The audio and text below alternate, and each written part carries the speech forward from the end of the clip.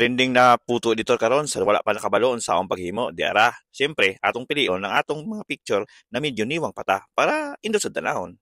Pinduta lang ang Safari o di kaya Google Chrome. Siyempre, i-type nimo ang Gemini AI. Pinduta lang ang Gemini AI. Tapos, punta ka sa Ask Gemini. Tapos, punta ka sa Upload Files. Tapos, Photo Library. Og dire, mamili na ka kung unsa tong picture na imong gamiton. Siyempre, mamili ka tong niwang pa ka, di ba?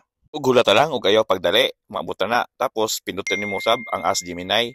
Tapos, ito, nagchat pa yung bibi ko. Siyempre, may nakita na akong video tapos kinapipis ko lang, isang vlogger. Yan, hintayin mo lang. Kailangan malakas yung signal o kusog ang signal. Kung wala kay signal, kapit sa kapitbahay. Hulata lang, diara. Oops, hapit na. Scroll up na lang, pwede mo i-download kinang sa taas. Ya, pwede sad ka maipinduton nimo ang picture tapos i-save photo.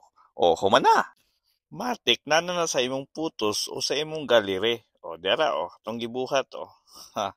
O, di ba? O, may pang-upload na.